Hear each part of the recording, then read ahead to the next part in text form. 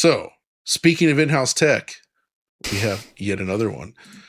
This time, it's Dying Light the Beast, running on the C engine from Techland.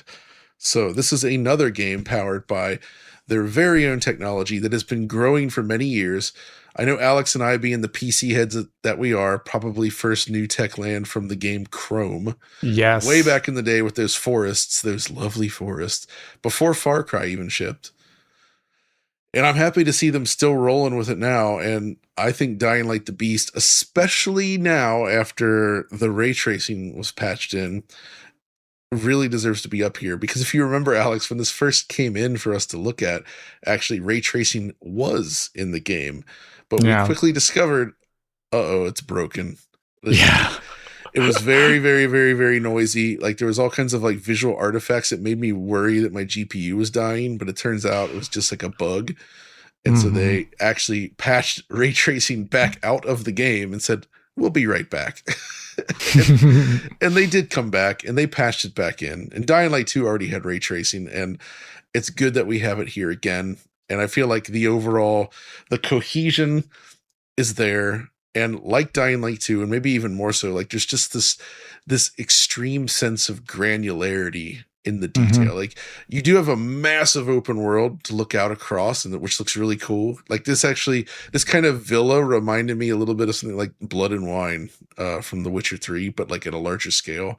But when you get up close to things, it also has this tremendous detail. You know what I mean, Alex? Yeah, it's great. This is one where I was actually, even before the RT patch, there were some things, we didn't produce a completely dedicated video about it, like from the PCs. That was mainly about timing. Like they timing. Patched out the RT at the moment while I was doing my video, and it's like, I can't work now. So like half my video is gone. So we just kind of X-nayed that. But then bringing back, like, I was also surprised that they, like, there's two things. Like, Dying Light 2, when you didn't have RT on, the game used like a much more rudimentary way to light the world, even though it did have a dynamic time of day. And here, it looks like they used some sort of almost Lumen-like software GI system that does appear to be doing tracing. It is obviously doesn't have the granularity of the hardware RT option that was patched in later that I'll talk about in a second. But I also thought that really aided the game's visuals. On top of the fact that it is one of those few open world games there are tons of zombies in this game, by the way. There's a lot of verticality. There's a lot of different objects spawned here or there that you can interact with and touch. And in spite of all these things, these are usually things that just like make a game have terrible CPU performance. It actually runs super flat on your CPU. I showed, like, at the worst, like an 8 millisecond spike here or there when you don't have VSync on. That's like nothing. Like, compare that to your bread and butter UE5 title. You can see some, like, it doesn't have nanite or whatever, but like, it does do all those other things way better. Then you add in the RT update, which I grabbed some footage for this video here, which has hopefully been B-rolling in the background right now because Oliver's a great editor at this point in time. And like, you'll be seeing that they have hardware RT shadows, which make every shadow like ridiculously pixel perfect. The game world does have a lot of reflections in it, actually, because it's a more modern town.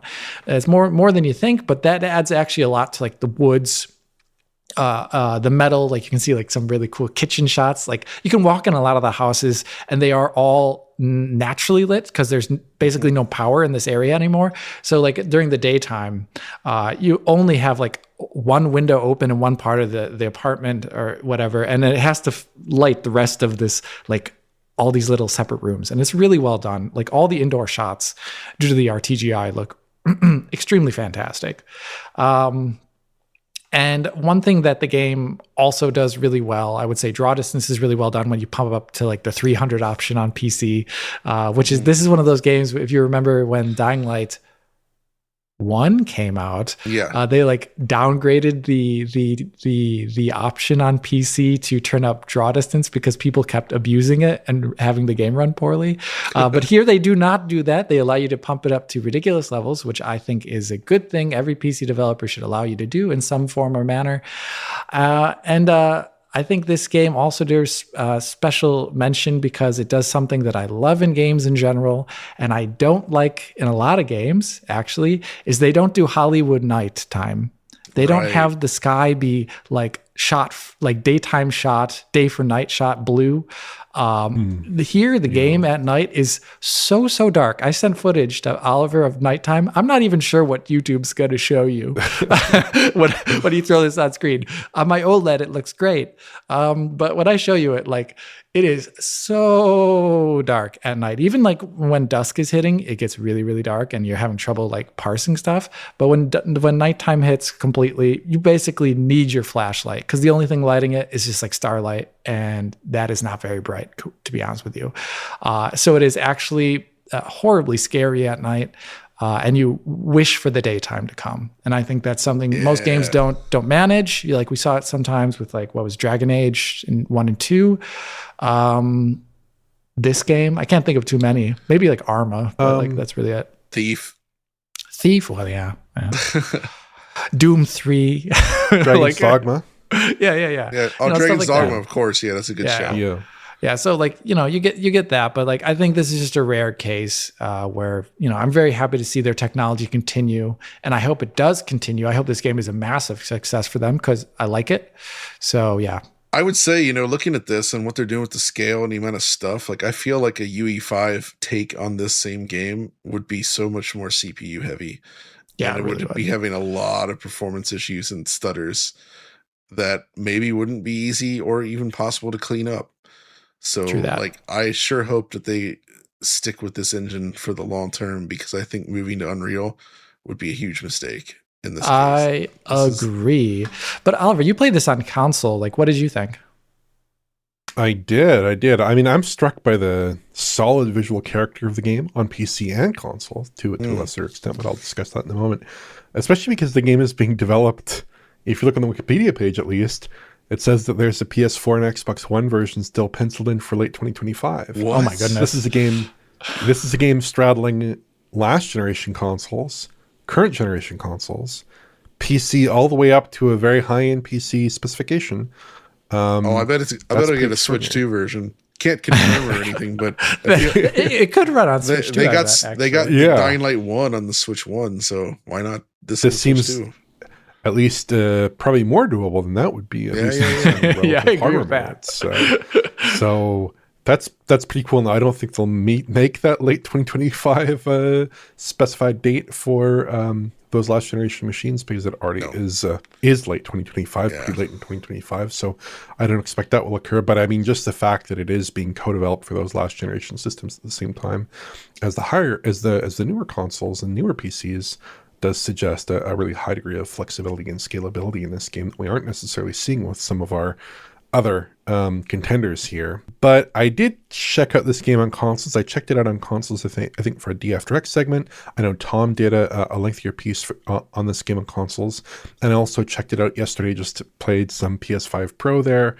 And unfortunately, the situation on consoles is basically on PS5 Pro, Xbox Series X, and PS5. There's a 60 FPS mode and a 30 FPS mode, but there's no ray tracing in any console configuration at the moment, at least as far as I can tell. No ray trace shadows, which is what I think they were doing before. No RTAO, no RT reflections, nothing like that, which is kind of unfortunate because, again, it was present in the prior title in Dying Light 2. And I mean, hopefully they do add in some of those effects, especially for PS5 Pro, which I feel like could leverage some of those features. And indeed, pre-launch, they were talking about supporting PS5 Pro to a more fulsome degree, taking advantage of all the console's new capabilities. So yeah, I do hope they are able to work some of those ray tracing features into the consoles. That would certainly be nice to see, because on PC, it's a pretty stunning visual showcase.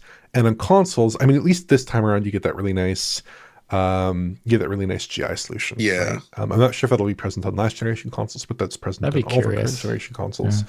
Looks really good. Definitely a big improvement over the second game rather. But I would like to see some more of that ray tracing supported on console hardware. One thing nobody mentioned yet that I love is, have you driven one of the trucks in this game during the rain? No, I haven't. No. Windshield wipers, baby. They do that thing that we used to see in games like Drive Club, where it's like maybe not as good, but it's like the water droplets form and then move with the windshield wiper. But then as you drive, the pooled water droplets actually like work with the forces of your driving, right? So it's like physics driven. So you get like all like the kind of water and droplets like forming on your windshield and puddling up, and it looks sick. I'm a big fan of that. So, yes. Dying Light the Beast, awesome looking game. Really nice evolution of C Engine. Definitely one worth checking out.